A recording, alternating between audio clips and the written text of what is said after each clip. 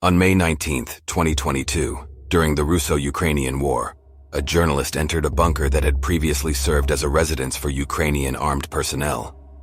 Many personal belongings were left behind after the retreat, including an English translation of the ancient military treatise, The Art of War by Sun Tzu, written over 2,000 years ago.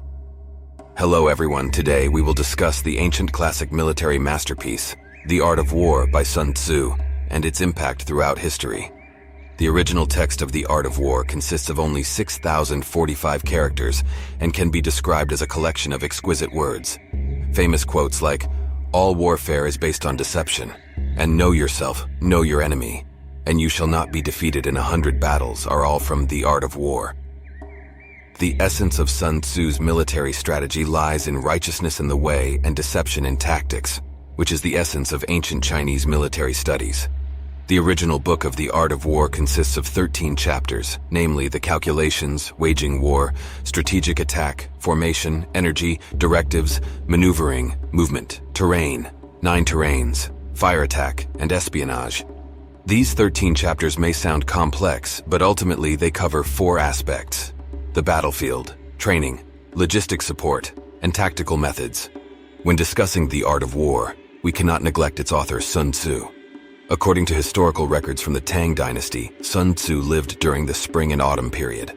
Both his great-grandfather and grandfather gained success through military achievements and hoped that future generations would achieve great military success. That's why they included the character for military in Sun Tzu's name. Sun Tzu's father held a high position in the Qi state, making him a senior official. This gave Sun Tzu the opportunity to study the military history of the Qi state and sparked his strong interest in military strategy. In the historical records up till Sun Tzu's life, there were 384 wars, averaging 1.3 wars per year. These wars became a database for Sun Tzu's military thoughts. Of course, besides analyzing past wars, Sun Tzu also commanded several important battles, gaining rich practical experience.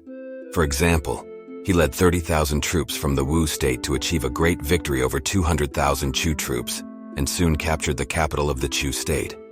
Later military experts praised that only someone like Sun Tzu could achieve such overwhelming success with just 30,000 troops.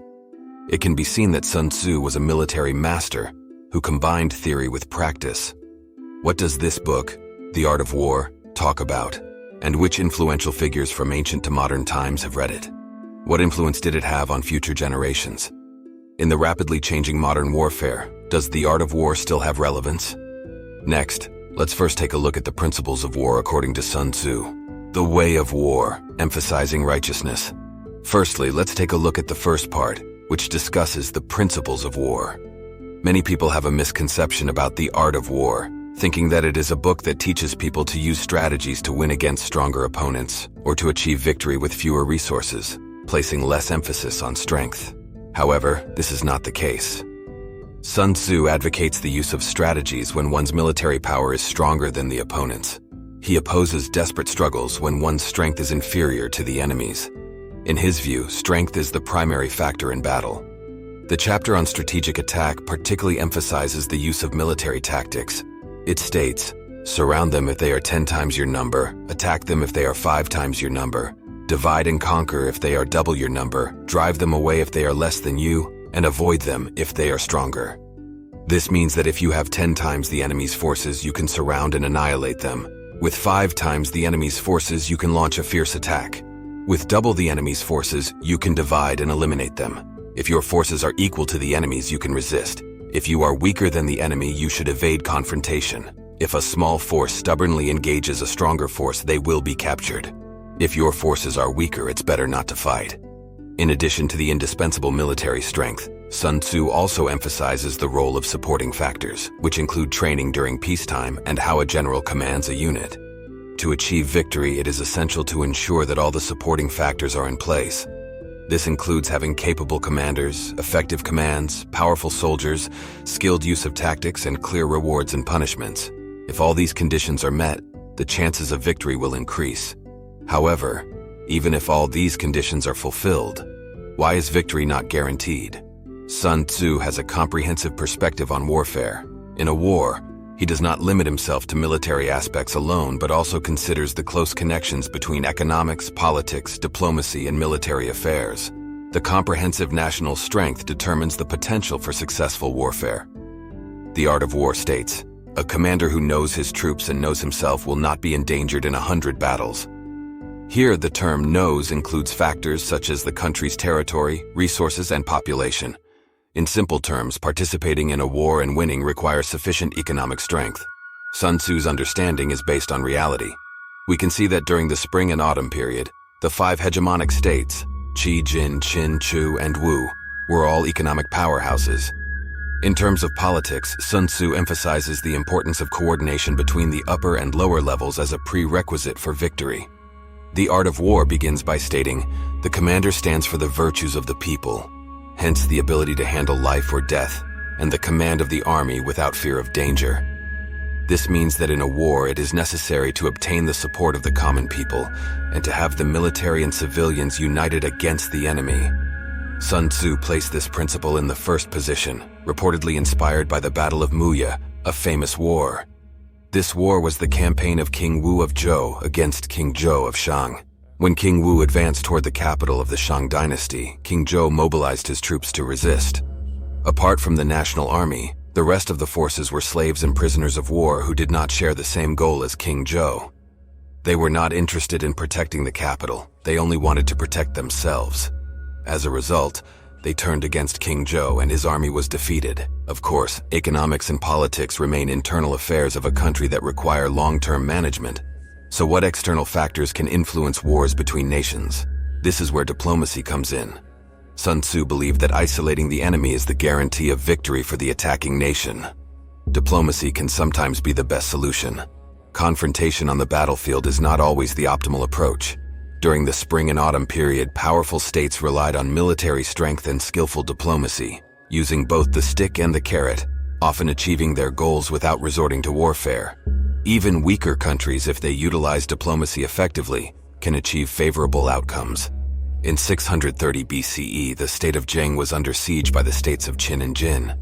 These two states were much stronger than Zheng, and it would be difficult for Zheng to defend against them individually, let alone facing both at the same time. In this critical situation, Jing relied on a diplomat named Zhu Zhiwu, an elderly official. Zhu Zhiwu went alone to the camp of the state of Qin and explained the advantages and disadvantages to Duke Mu of Qin. Finally, Duke Mu of Qin gave up his plan to attack Zheng and sent troops to protect it, saving Zheng from danger. The people praised Zhu Zhiwu with the following words: 5 arguments saved the weak state. Wise words repelled the Qin army. However, if diplomacy fails, then resorting to warfare becomes inevitable. At this point, external factors such as timing and geographical advantage become crucial in influencing the outcome of battles in a short period.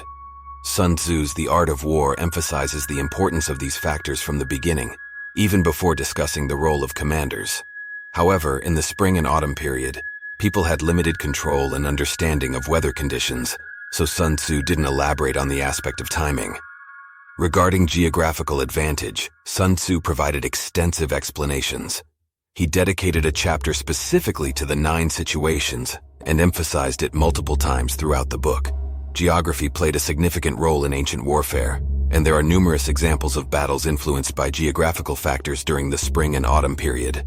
For instance, in 645 BCE, the states of Qin and Jin fought the Battle of Hanwan. The Jin army mistakenly entered a swamp, and their war horses became trapped in the mud, rendering them unable to move. As a result, they suffered a major defeat, and even Duke Hui of Jin was captured. This is an example of failure due to the lack of geographical advantage. According to Sun Tzu, the first priority in warfare is military power. It requires having a large number of troops, proper training, capable commanders, and a system of clear rewards and punishments. However, these conditions alone are not the only determinants of victory. Besides military strength, the outcome of war also depends on a country's economic, political, diplomatic, and natural conditions on the battlefield. These factors are favorable, and the use of strategies and tactics can have a significant impact. Sun Tzu had 2 famous quotes: "Warfare is the art of deception, and military strategy is based on deception."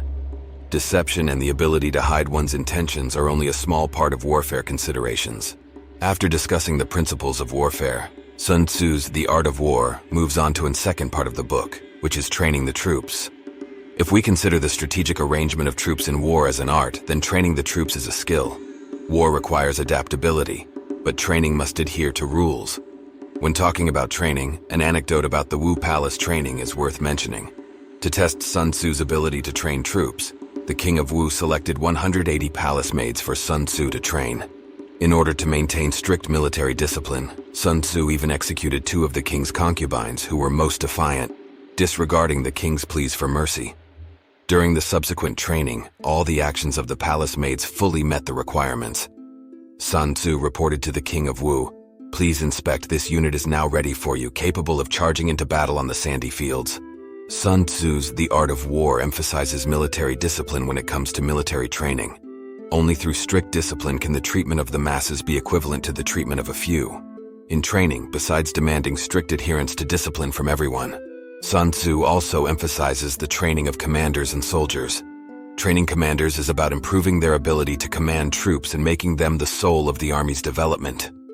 Commanders must possess 5 qualities: intelligence, trustworthiness, benevolence, courage, and strictness. These qualities refer to the competence, moral character, and temperament of commanders responsible for leading and organizing troops. Sun Tzu particularly points out the shortcomings of incompetent commanders. For example, being upright and caring for the people is generally considered a good quality. So why does Sun Tzu view it as a flaw? This is because the meaning of integrity and care for the people in the military context is different from the general understanding. In this context, a commander's integrity refers to placing too much emphasis on reputation for integrity, which can limit their perspective and result in insufficient military capacity and effectiveness. A commander's care for the people means excessively showing kindness to the soldiers, compromising military discipline for benevolence. This is what is referred to as kindness cannot control the army.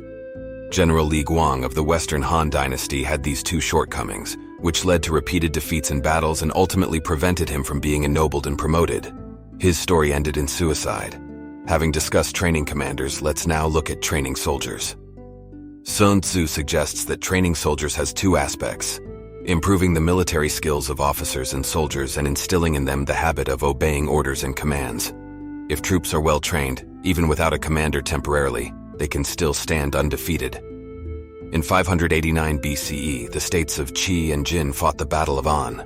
General Shi Ke of Jin was severely injured and could no longer command, yet the Jin army still achieved a complete victory. This was because the Jin army was well trained, and the rules had become deeply ingrained in the officers and soldiers. They were able to coordinate and act independently even without a commander. After discussing combat training, more than half of the important content of Sun Tzu's The Art of War has been explained. Now let's take a look at the 3rd key point of Sun Tzu's The Art of War, which is logistics. In war, before the troops and horses move, the supply of provisions must come first. Sun Tzu's The Art of War emphasizes the importance of logistics to a great extent. It states that there are 3 situations in which a war can face an irretrievable defeat: lack of equipment, lack of food, and lack of reserves.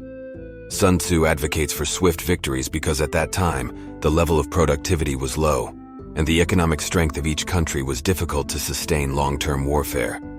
Therefore, Sun Tzu's The Art of War proposes the strategy of seizing the enemy's provisions, which means taking the enemy's food to sustain oneself and using war to support war. In ancient times, long-distance food transportation was not a wise move, as only about 40% of the provisions would reach the destination. This is what Sun Tzu referred to as taking 6/10 and leaving 4/10. To solve this problem, the best way is to directly obtain provisions from the war zone, seize the enemy's food. This approach is 20 times more efficient than transporting provisions oneself. This is what Sun Tzu means when he says, "Feed on the enemy for 1 month and support the army for 20 months." Sun Tzu not only said it, but also implemented this strategy. When he and Wu Zixu commanded the Wu army to attack the Chu kingdom, they used this tactic. They seized the Chu army's food, pursued and advanced, achieving continuous victories and capturing the capital of the Chu kingdom. However, with strategies come countermeasures. In order to counter Sun Tzu's strategy of obtaining provisions locally, later generations came up with a response, summed up in 4 characters. Defend the fort, clear the fields. What does this mean? Defend the fort means strengthening the offense and making the fortifications more solid. Clear the fields means clearing and storing food crops and important supplies in the wild, making it difficult for the enemy to advance, depleting their strength and gaining nothing. One of the most famous examples of defend the fort, clear the fields is the 1812 Napoleonic invasion of Russia. Napoleon had already invaded Moscow, but in the end he had no choice but to retreat. This was because the Russian commander Kutuzov implemented the strategy of defending the fort and clearing the fields.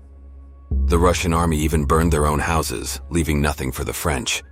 This was a disaster for the French army, which was accustomed to solving logistical issues locally, and they had to retreat in the face of hunger and cold. Since logistics is always difficult to solve in war, Sun Tzu emphasizes the importance of ending the war as quickly as possible in an effective manner. With that, we move on to the fourth part of the book, which is tactics, skill and deception. Sun Tzu's The Art of War mainly proposes two special strategies, fire attacks and espionage. In history, there have been many cases where fire attacks led to victory, with famous examples including Cao Cao burning Yuan Shao's provisions, Sun Quan and Liu Bei's fire attack at the Battle of Red Cliffs, and Lu Xun's fire attack against Liu Bei's Shu army. One might think that Sun Tzu's mention of fire attacks alone does not necessarily indicate great insight, but that is not the case. There were very few cases of fire attacks before the spring and autumn period, and in a sense, all subsequent fire attacks were influenced by Sun Tzu's The Art of War. As for espionage, it refers to gathering intelligence and can be described in modern terms as information warfare or intelligence operations. Know yourself, know your enemy, and you shall not be defeated in 100 battles. To know the enemy on the battlefield, information warfare is always relevant. Various surveillance satellites currently orbiting in space are actually a variant of information warfare. At this point, Sun Tzu's The Art of War has provided a basic introduction to the principles of war, training, logistics, and tactics.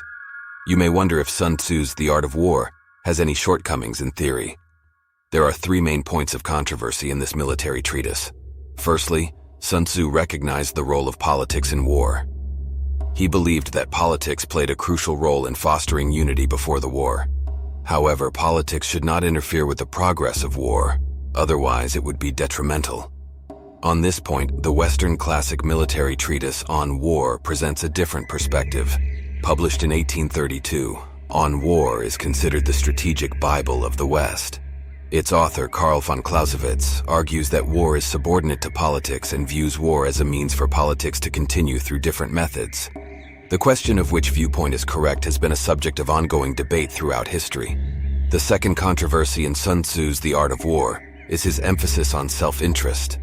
Sun Tzu's The Art of War shares similarities with Niccolò Machiavelli's The Prince. Both books do not conceal their utilitarian purposes.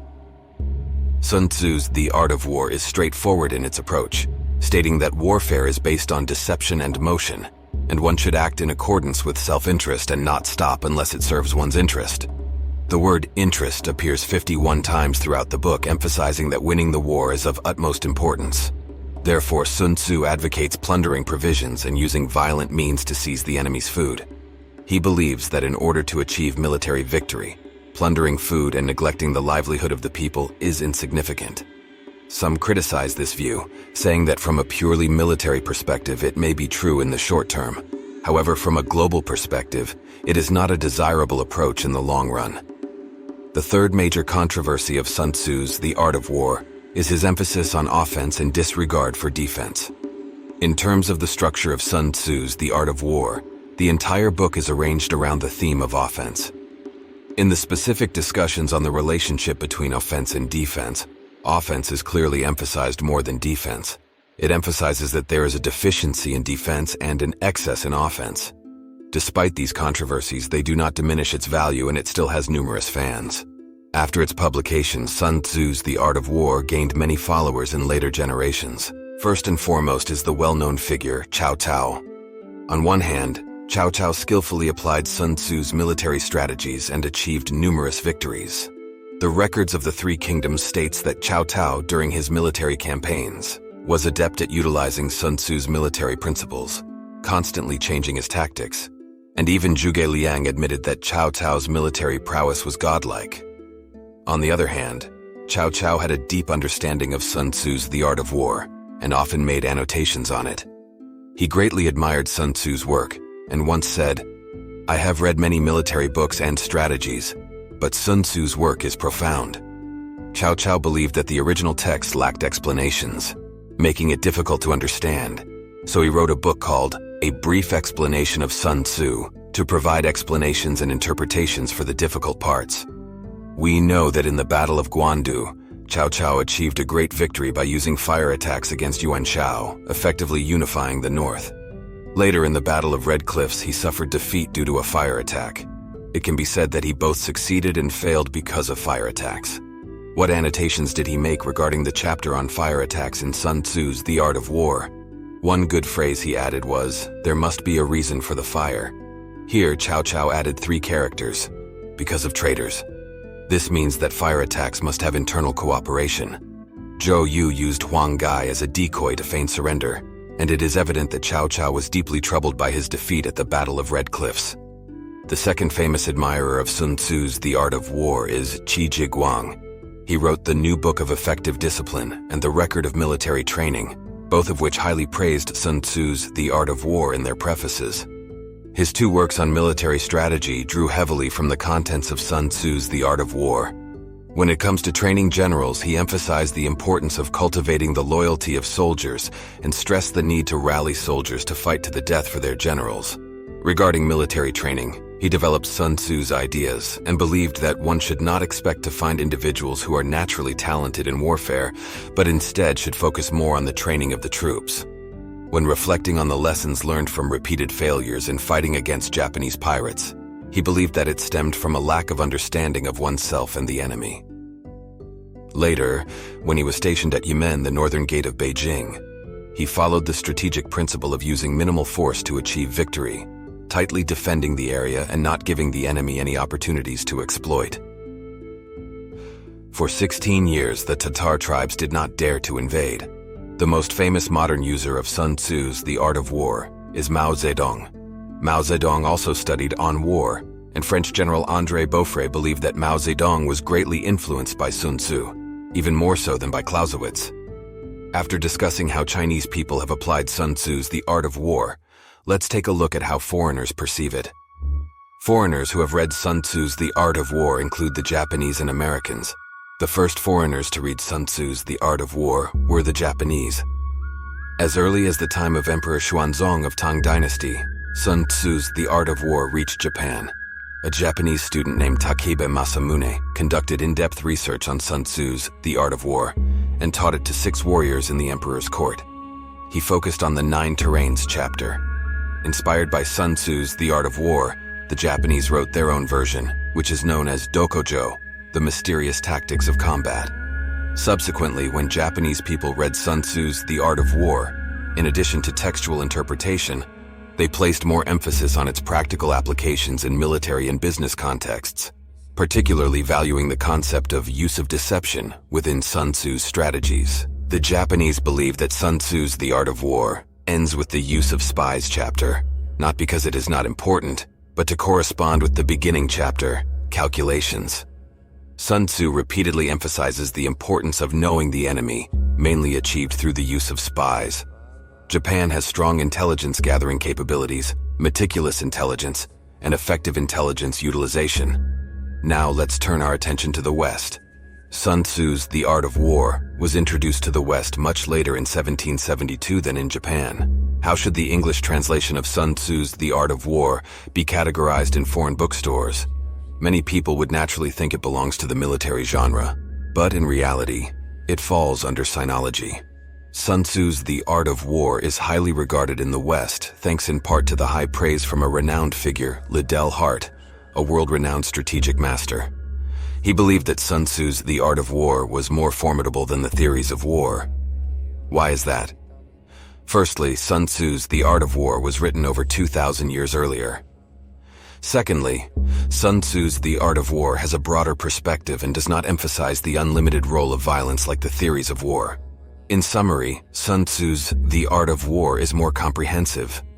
The Americans began to appreciate Sun Tzu's The Art of War after World War II, as their study of it was primarily to understand the thinking of the Eastern people.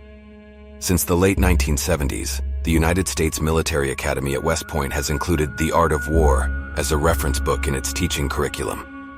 During the Gulf War, the art of war was even translated into English and made into audio tapes for the United States Marine Corps to listen to at any time. On one hand, Americans see Sun Tzu as a symbol of wisdom and strategy, while on the other hand, they seek to grasp the Chinese art of war. So, in the United States, who is more popular, Sun Tzu or Clausewitz? An interesting statistic was conducted by the New York Times between 2004 and 2005. There were 93 articles related to Sun Tzu, while only 68 mentioned Clausewitz. In this statistic, there were more articles related to culture and economics that mentioned Sun Tzu, whereas in military contexts, Clausewitz was mentioned more often. From this, it can be seen that Sun Tzu's The Art of War has a wider range of applications in various fields compared to Clausewitz's theories of war. When discussing Sun Tzu's The Art of War throughout history, it is inevitable to ask whether it is still useful in modern warfare. Since the Gulf War in 1990, there has been a surge of interest in studying Sun Tzu's The Art of War within the U.S. military. Subsequently, new military doctrines have emerged, influenced or inspired by Sun Tzu's The Art of War. Take the famous theory of deterrence, for example. General Harlan Ehrman, the proponent of this theory, mentioned Sun Tzu 17 times in his work, The Art of Deterrence and the Rapid Defeat of the Enemy, while Clausewitz appeared only 6 times. On March 20, 2003, the day the Iraq War broke out, a journalist interviewed Harlan Ehrman and asked how the theory of deterrence was developed. His answer was that, in fact, the roots of this theory can be traced back to ancient China thousands of years ago. At that time, the famous Chinese military theorist Sun Tzu wrote, "To win 100 victories in 100 battles is not the acme of skill. To subdue the enemy without fighting is the acme of skill." That concludes our discussion of Sun Tzu's The Art of War. If you have your own insights on Sun Tzu's The Art of War, please feel free to leave a comment and share. Thanks for watching.